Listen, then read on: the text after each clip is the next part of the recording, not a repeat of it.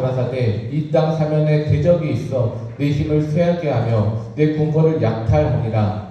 여호와께서 가라사대 목자가 사자 입에서 양의 두 다리나 귀 주먹을 건져낸 것 같이 사마리아에서 침상 모퉁이나 벌상에 비단 방석에 앉은 이스라엘 자손이 건져냄을 입으리라. 주 여호와 만군의 하나님이 가라사대 너희는 듣고 야곱의 족속에게 증거하라. 내가 이스라엘의 모든 죄를 보응하는 날에 베델의 단들을 벌하여 그 단에 불을 꺾어 땅에 떨어뜨리고 함께 읽겠습니다. 겨울공과 여름공을 치르니 상하공들이 파멸되며 큰 공들이 결단나리라. 이는 여호와의 말씀이니라. 아멘. 오늘은 하나님이 우리를 부르셨습니다 라는 제목으로 말씀의 은혜를 나누고자 합니다. 시편 94편 9절 말씀에 보면 이런 말씀이 있어요. 귀를 지으신 자가 듣지 아니하시리라. 눈을 만드신 자가 보지 아니하시리라. 이런 말씀이 있어요. 이 말씀대로 하나님께서 오늘 송년 예배에 오신 우리 9월 1일 모든 성도님들을 다 보시고 예배를 기쁘게 받으신 줄로 믿습니다. 오늘 말씀에 보면요, 세 가지 부르심이 나와요. 첫 번째 부르심은 뭐냐? 이스라엘 전체를 향한 부르심이에요. 그리고 두 번째 부르심은 아모스 선지자를 향한 부르심이고, 마지막 세 번째 부르심은 권력자들, 그 당시에 왕과 제사장들, 그들을 향한 부르심. 이렇게 세 가지 부르심이 나옵니다.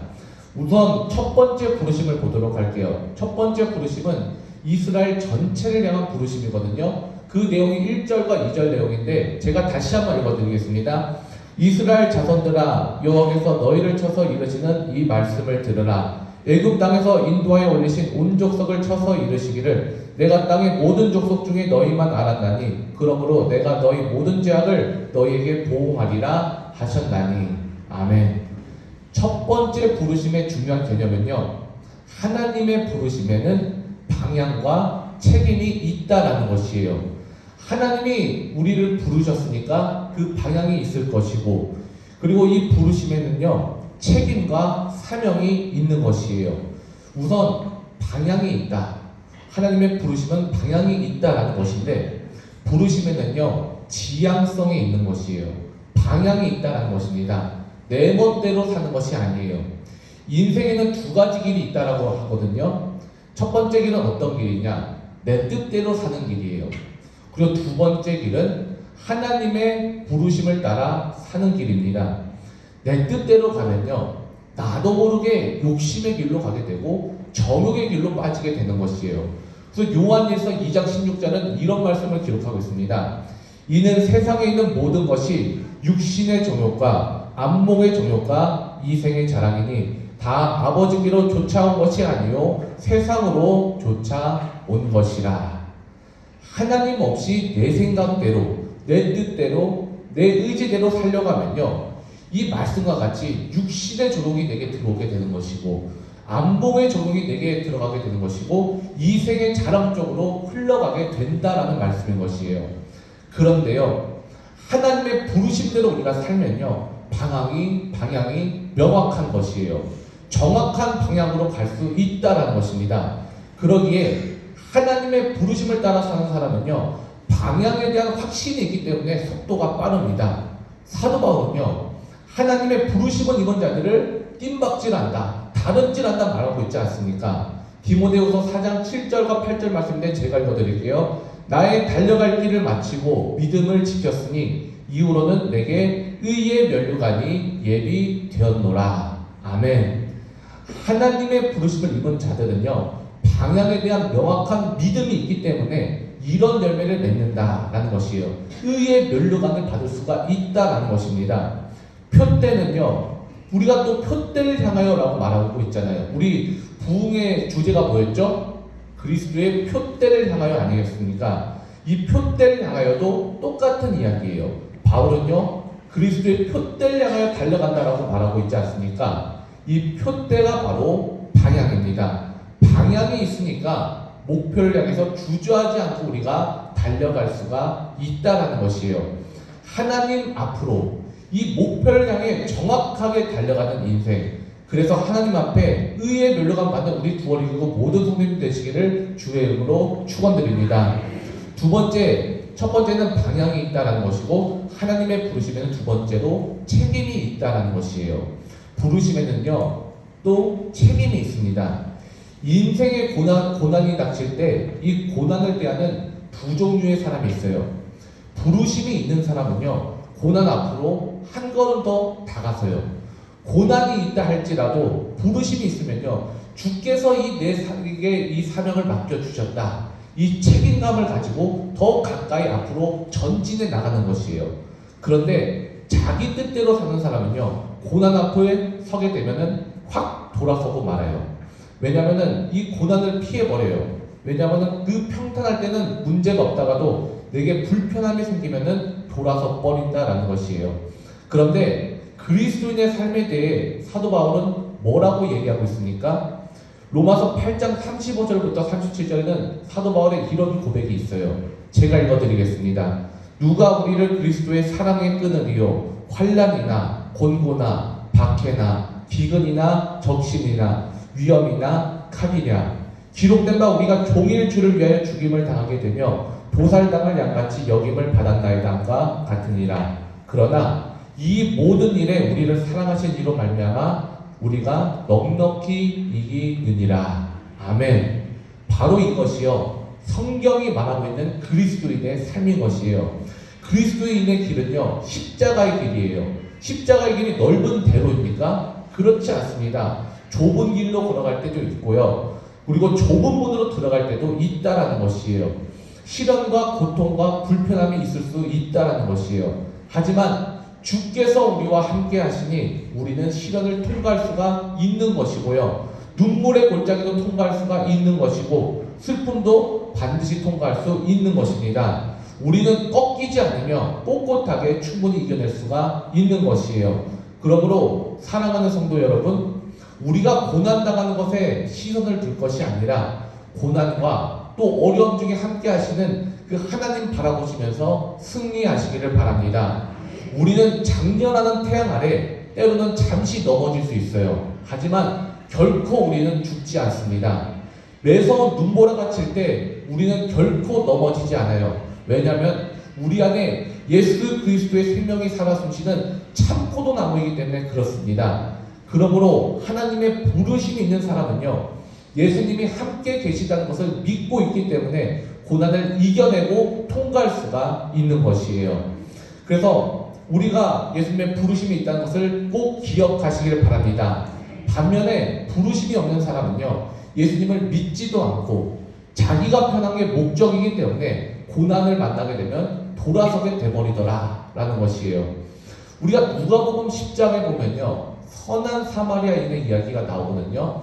선한 사마리아인이 나옵니다. 제사장과 레위인이 있어요. 이 제사장과 레위인이 강도 만난 자를 만났을 때 어떻게 했죠? 도와줬나요? 도와주지 않았어요.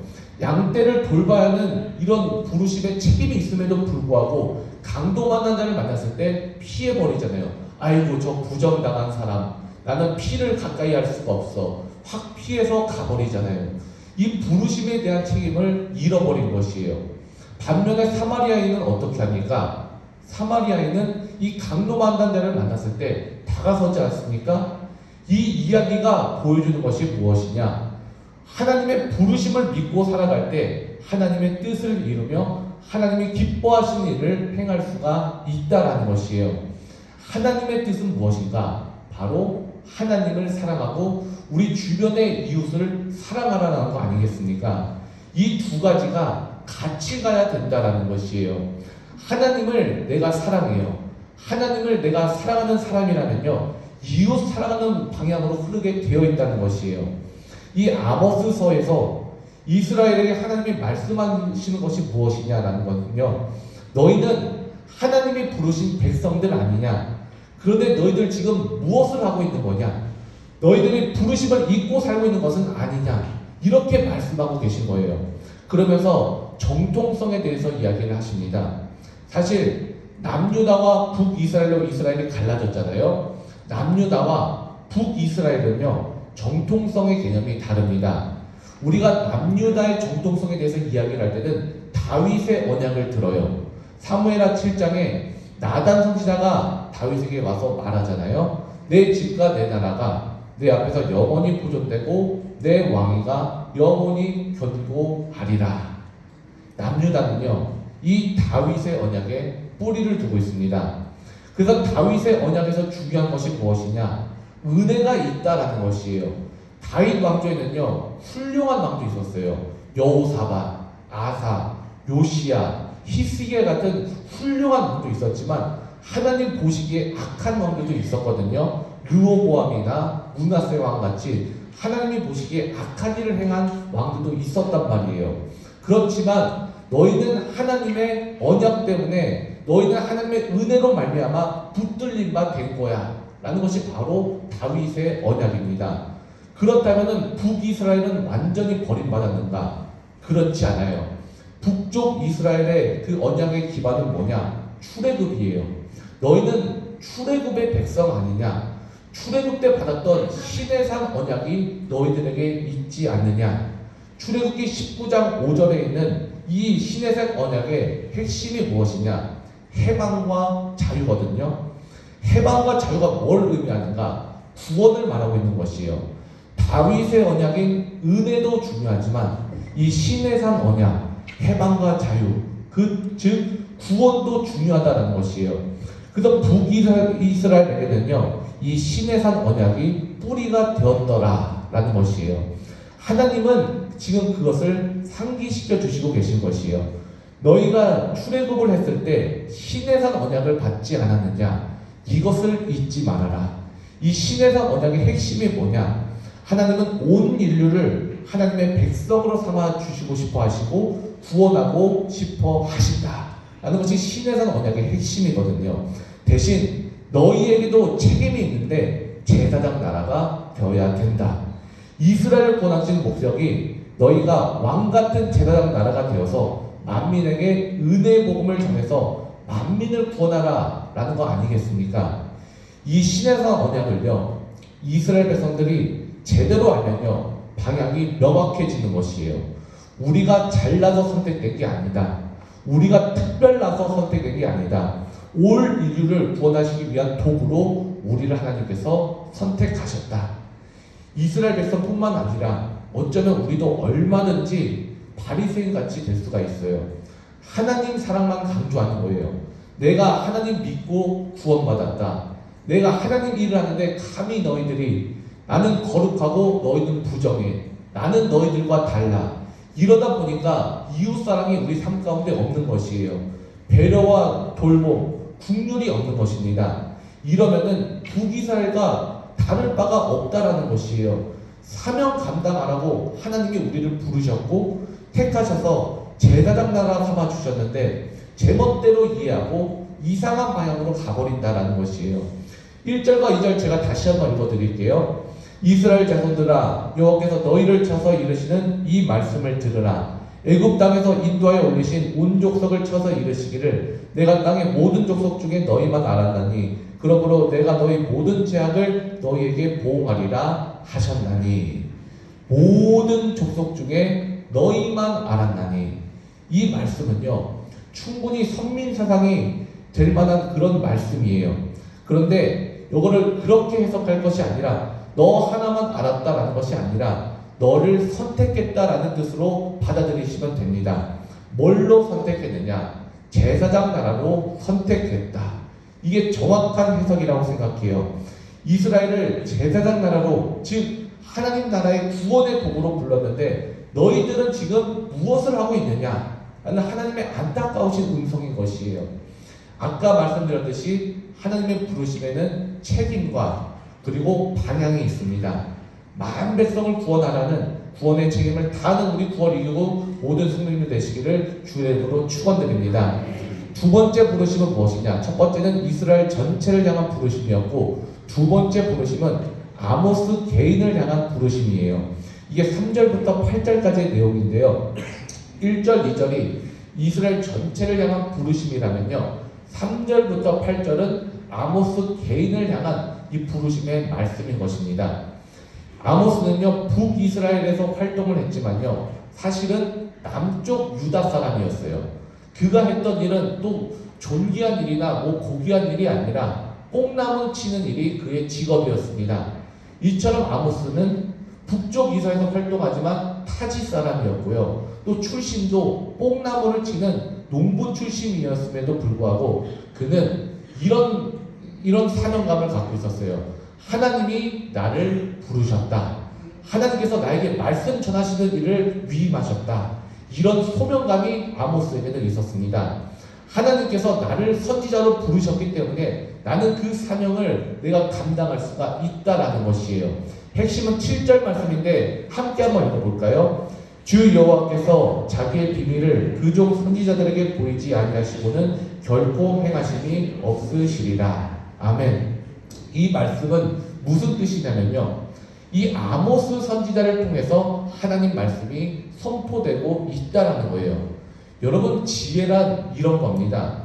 선지자가 전하는 말씀이 곧 하나님의 말씀이다라는 것이에요. 하나님께서 사명을 부어주신 이 사역자들을 통해서 하나님 말씀이 들리면 이것이 복이다라는 것입니다. 왜냐하면요, 하나님의 뜻은 다양하게 전달이 되지만요, 특별히 선지자의 말을 통해서 전달되는 것이 중요하기 때문에 그런 것이에요. 그래서 데살로니가 전서 2장 13절 말씀에는 사도 바울이 이런 이야기를 합니다. 제가 읽어드릴게요. 이러므로 우리가 하나님께 쉬지 않고 감사함은 너희가 우리에게 들은 바 하나님의 말씀을 받을 때에 사람의 말로 아니하고 하나님의 말씀으로 받음이니 진실로 그러하다. 이 말씀이 또한 너희 믿는 자 속에서 역사하느니라. 아멘. 말씀이 믿는 자 속에서 역사하느니라. 이렇게 이야기하고 있지 않습니까? 사도 바울이 전하는 말씀을 사람의 말이 아니라 하나님 말씀으로 내가 믿고 받아들이면 이 말씀이 그 사람 속에서 살아서 역사한다는 말 아니겠습니까? 그래서 말씀을 듣고 믿음으로 받아들이는 것이 중요하다는 것이요. 믿음은 들음에서 난다라는 말씀이 있지 않습니까? 아, 하나님께서 이 말씀을 보여주시는 거구나. 하나님께서 이 말씀을 나에게 들려주시는 것이구나. 아모스가 이런 이야기는 합니다. 나는 하나님이 보내주신 사역자야. 나는 하나님께서 보내신 사명자야. 내가 전하는 말을 사람의 말로 받아들이는 것이 아니라 하나님의 말씀으로 알고 듣고 믿으면 데살로니가 전서 2장 14절 말씀처럼 말씀이 믿는 자 속에서 성취되느니라. 말씀이 성취된다라는 것입니다.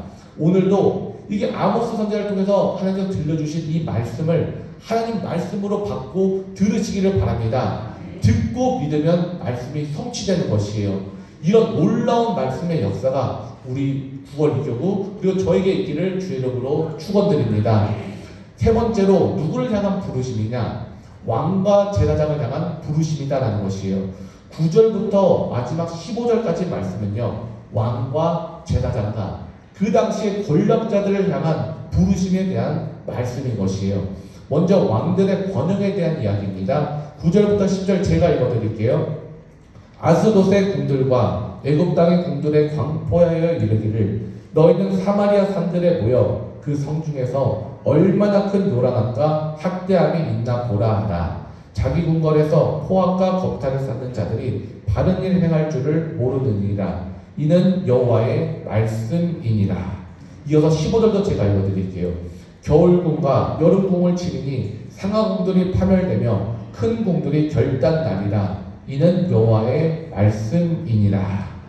이때가요, 북이스라엘의 여로보암 2세 때의 말씀이에요. 굉장한 번영과 융성한 풍요가 있던 시대가 바로 이 시대였습니다. 그래서 이 말씀 15절에 보면은 겨울궁도 짓고 그리고 여름궁도 짓고 상하궁도 짓고 이렇게 궁궐도 크게 짓고 풍성하고 윤택을 누리던 시기였습니다. 그러나 하나님이 뭐라고 말씀하십니까? 다 결단나리라. 다 무너지게 될 것이다 라고 하나님은 말씀하고 계십니다. 또한 제단에 대한 이야기도 나와요. 14절인데 제가 읽어드릴게요. 내가 이스라엘의 모든 죄를 보응하는 날에 베델의 단들을 벌하여 그 단의 뿔들을 꺾어 땅에 떨어뜨리고 당시 지도자들이었던 왕과 제사장들이 이 하나님의 부르심의 소명을 잊어버렸다라는 것이에요. 하나님의 말씀을 버려버렸다라는 것입니다. 왕과 제사장이 해야 될 일이 뭡니까? 부르심의 이 사명감을 가지고 이 책임감을 가지고 백성들을 섬기며 백성들을 하나님 앞으로 인도하는 역할이 바로 왕과 제사장들의 역할 아니겠습니까? 근데 이 부르심을 버리고 자신들의 힘을 이용해서 힘없고 가난한 자들을 억눌러 버리고 자신들을 위해서 호화와 사치를 누리며 살았다. 그 이유가 하나님께 나는 말씀 받은 자야. 말씀을 받았다는 특권만 자랑했지 말씀에 순종하는 책임, 이 책임을 잃어버렸기 때문에 그런 것이에요. 책임을 잃어버리니까 방향도 잃고 방황하게 되더라라는 것이에요. 책임을 잊어버리면요 방향을 잡지 못해요. 방향을 잡지 못하고 방황하게 되어 있는 것입니다. 당시 이스라엘 사람들과 제사장과 왕들이 이랬다라는 것이에요. 말씀을 정리하겠습니다. 하나님의 부르심에는요 방향이 있어요. 하나님의 부르심에는 또 책임이 있습니다. 먼저는 방향이에요. 항상 하나님의 부르심 앞에 제사장이라는 마음 가지고 나가시길 바랍니다. 나는 하나님의 부르신 사람이야. 하나님이 맡겨주신 사명이 있는 사명자야. 이런 마음 가지고요 부르시는 방향을 향해 가면 살 수가 있는 것이에요. 힘을 얻게 되는 것이고 능력을 얻게 되는 것이고 구원을 얻고 생명을 얻게 되는 것이에요. 내 뜻이 아닙니다. 하나님이 부르시는 그 방향대로 사시기를 바랍니다. 하나님 말씀에 순종하시길 바랍니다. 또한 부르시면 뭐가 있다고 했죠? 방향이 있고 책임이 있다라고 말씀을 드렸어요. 하나님 사랑하는 길은요 혼자 걸어가는 길이 아니거든요. 이웃과 함께 걸어가는 것이에요. 하나님의 사랑을 믿는다면요 그 믿음이 이웃사랑의 길로 자연스럽게 흘러가도록 성령님께서 인도하실 것입니다. 같이 해야 할 일들이 많이 있어요. 나 혼자만으로 안 되는 일들이 너무나도 많이 있습니다. 같이 해야 할 일들을 하나님의 사랑으로 함께 감당해서 함께 하나님의 나라를 세워가고 하나님의 부르심에 책임감 가지고 나가는 우리 모든 성도님 되시기를 바랍니다. 그래서 이제 2023년도 이제 저물었어요. 앞으로 맞이할 2024년도에는요 내가 서 있는 자리에서 내가 교회에 있든지 가정에 있든지 일터에 있든지 어느 곳에 있든지 하나님의 이름을 부르시면서 하나님의 기뻐하시는 방향으로 나가시기를 바랍니다. 또한 하나님께서 내게 능력을 부어주셨어요. 하나님께서 내게 주신 능력을 믿고 누께서 내게 사명을 주셨다는 것을 믿고 책임감 가지고 나가시기를 바랍니다. 그래서 세상 속에서 내가 서 있는 그 자리에서 내가 속해 있는 이 공동체에서 선한 영향력을 행사하시기를 바랍니다. 주의 길을 걸어가는 우리 9월 1일 모든 성도님들에게 2023년도 함께 지켜주시고 인도하셨던 하나님께서 2024년도도 은혜와 평강 부어주시기를 주의 이름으로 축원드립니다. 함께 기도하겠습니다. 하나님 아버지 감사합니다. 오늘 우리에게 말씀의 은혜를 허락하시고 주의 생명길 따라 걸어가게 하시니 감사합니다. 하나님께서 우리를 부르심을 믿습니다. 하나님의 부르심에는 방향이 있습니다. 또 책임이 있습니다. 하나님의 기뻐하신 그 뜻을 알아 그 뜻을 향해 달려나가게 하여 주시옵소서. 또한 그리스도 예수의 증인되라는 복음 전파의 책임을 끝까지 잘 감당하며 주 앞에 서는 그날 칭찬받는 우리 모두에게 하여 주시옵고 주로부터 의의 멸령함 받을 수 있도록 인도하시고 함께하여 주시옵소서. 예수님으로 감사하며 기도 올려드립니다. 아멘. 우리 잠깐만 다 함께 기도하기 원합니다. 어떻게 기도하냐면요 지금까지 지켜주신 하나님의 은혜에 감사합니다. 우리를 주께서 부르시고 택하시고 인도하심을 믿습니다. 우리가 하나님의 그 뜻을 향해 나가는 백성 되게 하여 주시옵소서. 하나님께서 맡겨주신 사명 끝까지 잘 감당하게 하여 주시옵소서. 우리의 힘으로 되지 않습니다. 성령 하나님께서 함께 하셔서 힘을 부어주시고 능력을 부어주시고 지혜를 부어주셔서 이 모든 사명들 잘 감당하게 하여 주시옵소서. 주의 이름 세 번 부르짖으며 기도하겠습니다. 주여 주여 주여. 하나님 아버지 감사합니다. 오늘도 말씀을 허락하시고 말씀 길 따라 걸어